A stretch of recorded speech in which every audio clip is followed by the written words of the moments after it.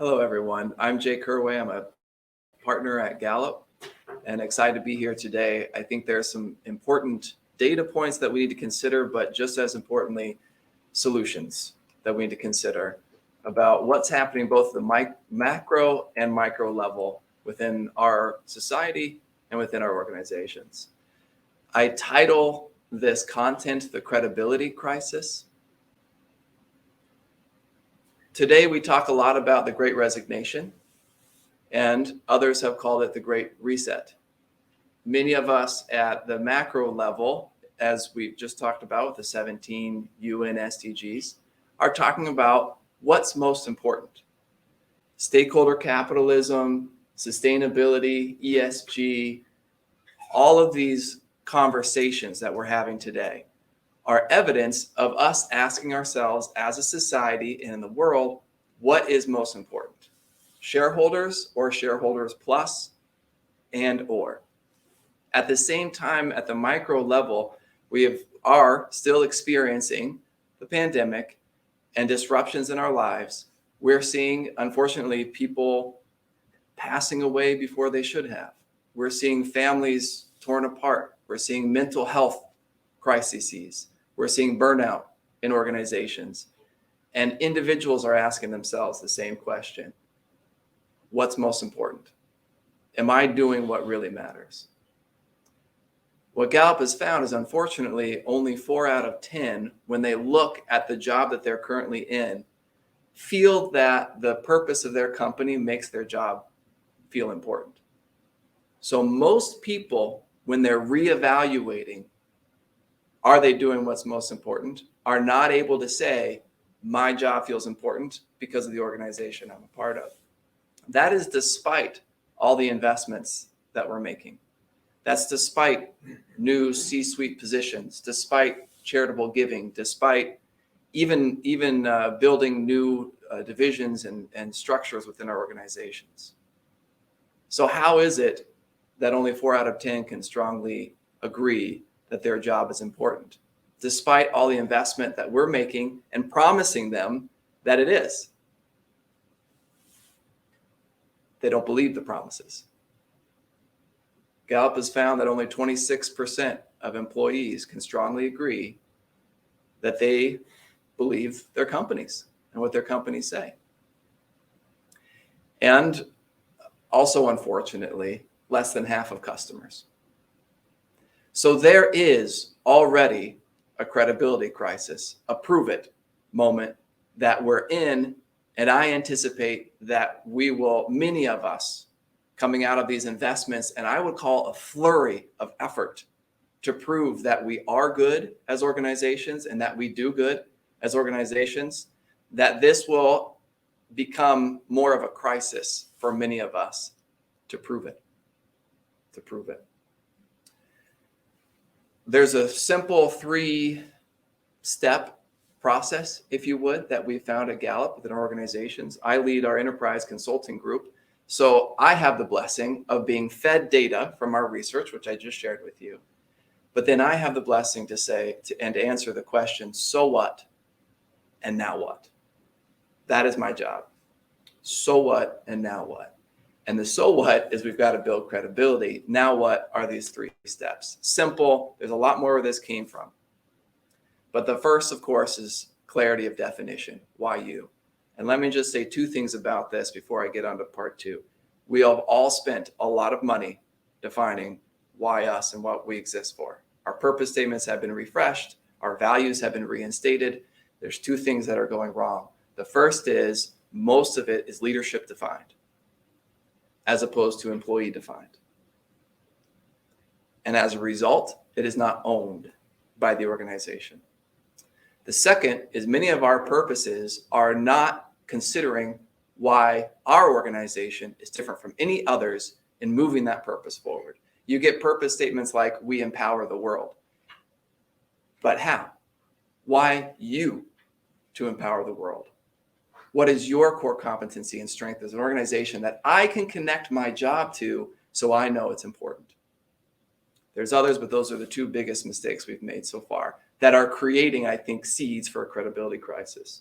The second is once you have defined what's most important, measure it and hold yourself accountable to it.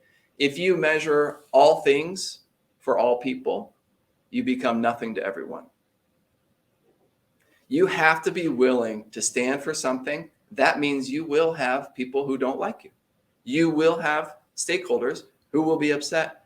But in order for you to establish your credibility, they have to know where you stand, and you have to be true to it always. Ambivalence is the seeds of a credibility crisis. And third is making the change. And a lot of this begins with, but it doesn't always end with, managers in our organizations that learn how and are able to coach the change that needs to happen to move the measures on what you've defined that matters most to your organization. A good question that we should be asking. I think the most important thing within change is where do we invest first? Many of us feel overwhelmed. Many executives I speak with feel overwhelmed. I often give them a list of, here's what I normally would look at and audit within your organization of what's working and what's not working. And very often they say all the above. And so where do we start first? And I'm unfortunately have to tell you the truth. It depends on you. There is no silver bullet on where to start. That begins with your audit. Sure. How much does society, changes in society overall in a particular society, for example, in society that is becoming increasingly more individualistic, and what you're calling for is a more collective, for want of a better term, approach to life, to what we're doing. How much does a society make change at the level of enterprise possible or impossible? Yeah. What's happened, to your question, I think it's an observant one, is now more than ever, society has infiltrated the organization's walls. We are more, thus the DEI momentum and the conversations and the emphasis on discussing and measuring the holistic human being, which is part of what we suggest at Gallup matters most, is their well-being, not just their engagement at work. And so I think society does have an immense influence on where we go and what we prioritize, and thus what we measure. Jake, who is responsible for the credibility crisis? Who is that? It's a good question, George. I think you could take it from 2 points of view: who's creating it and who can fix it. I'm more interested in who can fix it. When you think about the classic RACI model, who's responsible, accountable, who needs to be consulted and informed, the accountable in this instance is clearly, as you discussed before, the chief executive officer. They ultimately own, are we creating an organization that is clear on who they are, defining what matters most, and coaching change as is needed? But the person or the role that's responsible most often is that chief HR or chief people officer. They have an opportunity today to become a leader of leaders. If the CEO isn't addressing in essence, this is a culture transformation that we're trying to create, where we begin to be and live what we promise. That is an HR opportunity. And if the CEO isn't holding herself or himself accountable to that required change, the CHRO is responsible for identifying that kind of cultural opportunity.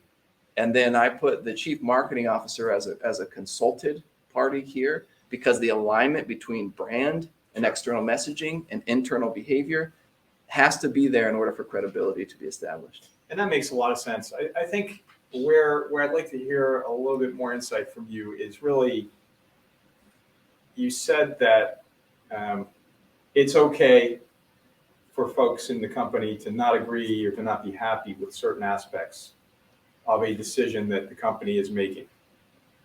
I think as we look to the past, companies were sort of apolitical in a sense. They were agnostic to issues external to the company.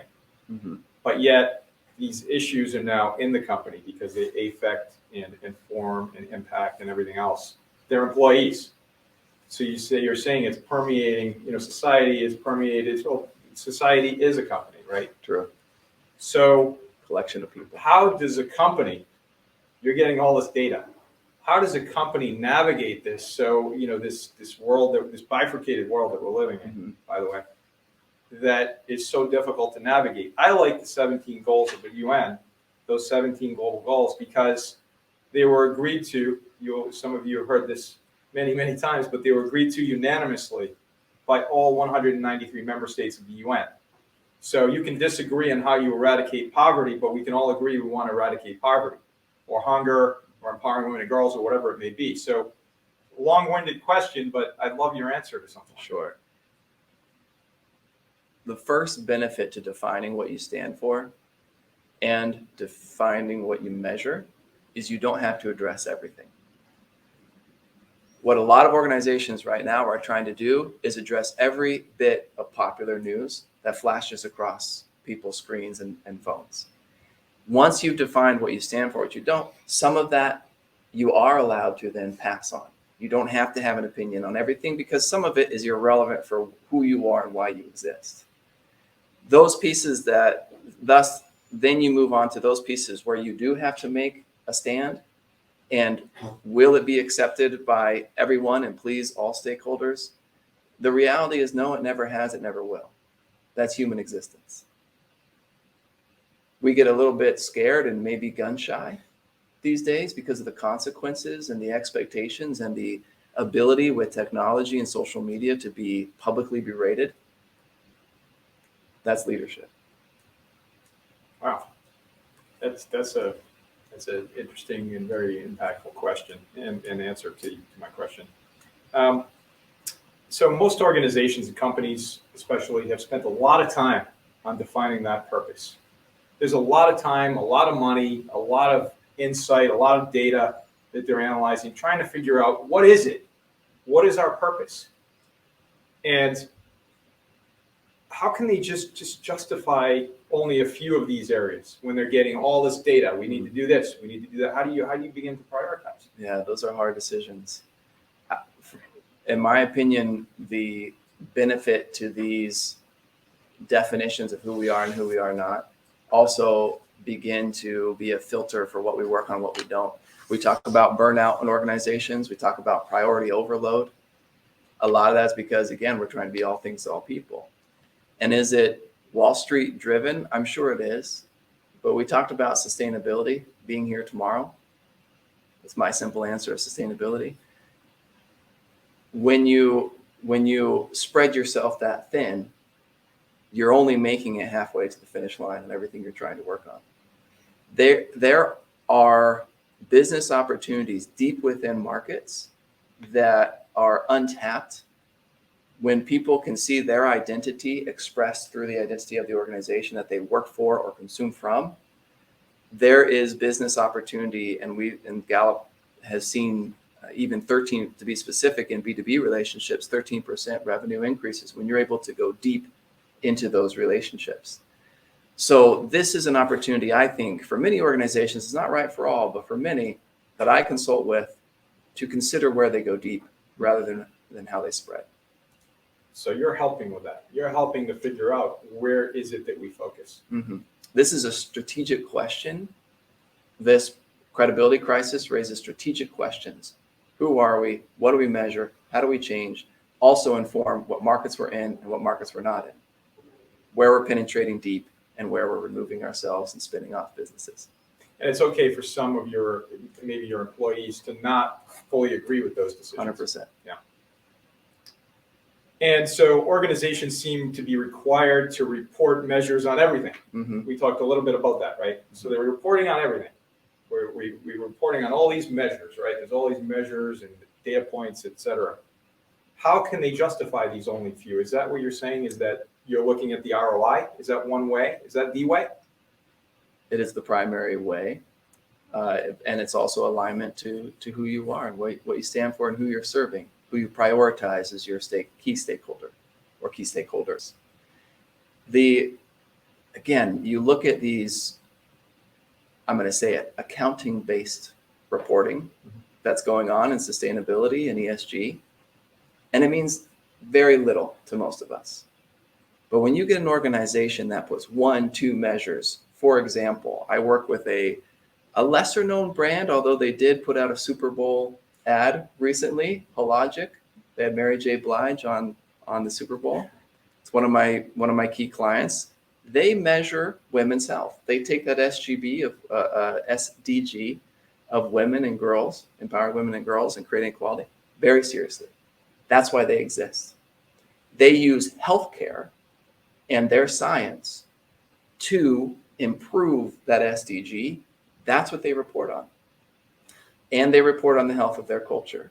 They don't take a laundry list, bean counting based approach to what they're working on. Instead, they say, is women's health improving in the opinion of women? That's what they hold themselves accountable to. And that's what they measure. They use Gallup's, what we call our world poll, Sure. to get the voice of women to say yes or no. And if the answer is no, they are leading the change. And if the answer is yes, they are leading, how can we do more? That's incredible. And it makes sense. Thank you for contextualizing this, because I think for a lot of the folks here today and that will see this across the world, that contextualization is so critically important. Help me to understand, for example, why we choose one issue over another. And by the way, if the company doesn't exist, it won't really matter. Is that sort of what you're saying? Yes. Good summary. Let's chat for a moment about manager upskilling. Going from boss to coach, what does that mean? Boss to coach. How do we articulate that to the masses? Sure. This great resignation, the great reevaluation, am I doing something that's important every day when I come to work? That's not an answer that you can mandate or tell someone, yes, you're doing something important. Even those that could and should find purpose and meaning and energy in their jobs, it's an individual, they absorb it individually. It's an individual, I would say, choice to say, this is important, this matters. To some with different life experiences, certain jobs will matter more than others. It's about fit to purpose with those individuals. So a coach is coaching that connection, helping bring people along to that personal development, but also for the intent of greater performance. You said it beautifully, no money, no mission, no profit, no purpose. You, in this world, you have to have money to do good. And the intent of these coaches, of helping bosses become more coaches, is to help individuals make that purpose connection with the intent and focus on being able to make more, to do more. Make more to do more. And that's what's sort of unlocked for me today, is to think about that sustainability in quotes. So you have sustainability of sustainable resources, but you also need to focus on, quite simply, the sustainability of the company or the organization. Which depends on the resources. The world has to be here in order for you to be here tomorrow. All relevant within sustainability. Jake Herway, Gallup, thank you so very much. You bet. Ideagen TV, presented globally by Microsoft.